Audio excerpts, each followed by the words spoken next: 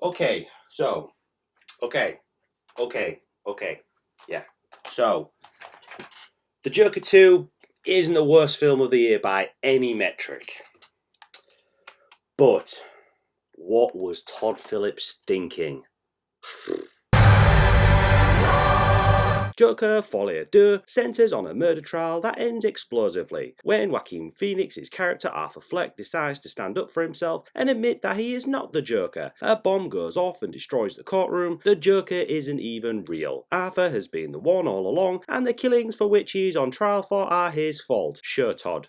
Sure. When asked about Arthur's confessions of misdeeds, director Todd Phillips told Entertainment Weekly he realised that everything is so corrupt, it's never going to change, and the only way to fix it is to burn it all down. When those guards kill the kid in the hospital, he realises that dressing up in makeup, putting on his thing, it's not changing anything. In some ways, he's accepted that he's always been Arthur Fleck. He's never been this thing that's been put upon him, this idea that Gotham people put upon him that he represents. He's an unwitting icon. This thing was placed on him, and he doesn't want to live as a fake anymore. He wants to be who he is. Lady Gaga's character Lee finds Arthur's decision to revoke the Joker offensive because she spends most of the movie trying to get the Joker persona to take over Arthur's thoughts entirely, until their final encounter when she leaves him because it's obvious that the Joker does not exist. She never addresses Arthur by his true name. Phillips remarked, "The sad thing is nobody cares about Arthur because he's Arthur." She is beginning to realise, man, I'm on a whole other trip. You're not able to be who I intended you to be. In addition, Phillips emphasised that this final meeting between Arthur and Lee is genuine and not fictitious, as some fans have been speculating on social media ever since the publication of the Joker sequel, considering that in the first film, Arthur conjured up a fictitious romance with his neighbour Sophie. It's reasonable to assume that parts of his moments with Lee are also created. According to Phillips, who spoke to Entertainment Weekly, that's not the case in their last scene. That's actually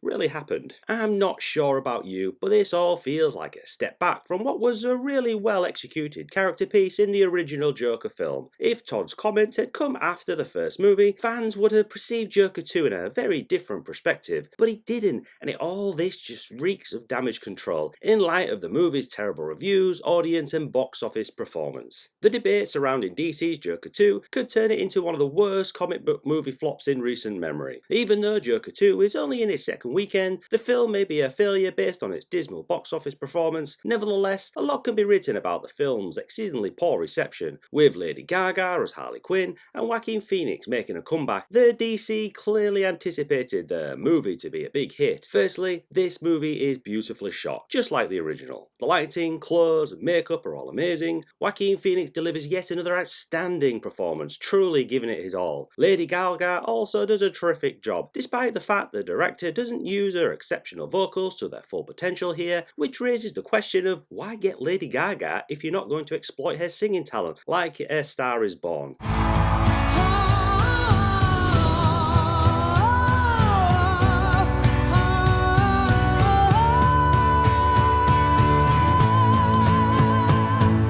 Warner Brothers obviously believed that a return to a well-liked movie and a character with a Joker sequel would be the best course of action after The Flash and Blue Beetle failed to connect with moviegoers. This required a substantial financial investment as well as a significant time and effort committed from all parties concerned. Regretfully, it doesn't seem like there's any creative reason why this movie was made. Despite this, Joker was always meant to be a standalone movie. Todd Phillips, the director, came up with a unique concept of Arthur Fleck's origin tale, which would take place independently of any Batman universe. But after the movie became such a huge hit, the studio thought it would be worthwhile to go further into the world. This resulted in a sequel's delayed development, which ultimately produced a picture that many people tend to find aimless and rambling. The opening page of the Joker script also confirms that, contrary to Todd Phillips' previous remarks, Joaquin Phoenix Joker was the genuine Joker. The script's front page explicitly states Joker an origin, so I do not believe anything Todd has said said recently, he's clearly trying to disassociate himself from the project and has done everything he can to avoid a third installment in this franchise. With Joker's 2 underwhelming first weekend, there has been a lot of debate about who should take responsibility, and at the end of the day, the buck stops with the movie's director. Todd Phillips had complete control over this movie. The latest sequel made an innovative attempt to use music throughout the movie. It was a risky decision that might have worked well to include songs in the narrative, but one of the main complaints about these scenes is that they don't advance the plot. Somewhat every time a musical segment started, the entire movie would abruptly stop, and the narrative wouldn't recommence until the somewhat dull conclusion. This feels like a massive missed opportunity. I understand that not everyone enjoys musicals, in fact, I'm not a fan, but now and then a film like A Star is Born comes along and completely captivates me. I loved Lady Gaga in it, and when I saw people complaining about her being cast as Harley Quinn or Lee, I realised they hadn't seen this movie. I cannot recommend it enough. Check it out, watch it now, or after you've finished listening to me ramble. A pop icon and accomplished vocalist like Lady Gaga could have elevated the songs and made them something truly unique, but nothing about the way these scenes were done or how the songs were sung improved the movie in any way. The songs were not part of the story, rather they caused the film to cease abruptly and not start again until they were finished. None of these scenes stuck in my mind and for the most part were unforgettable. Anyway, Joker 2's conclusion gives off the impression of attempting to be too smart for its own good. People will try to gaslight you into thinking you just don't get the movie. However, I've seen enough art house movies with more subtext and meaning than every superhero movie ever made combined. This movie isn't as deep as some want you to believe. The movie's climax chose to use itself as a meta-commentary on the Joker and his place in the Batman universe. Instead of delving into the plot of the movie of this character, this proves that Arthur Fleck isn't the Joker any longer. This gives someone else the chance to replace him as the Crown Prince of Crime. Ugh.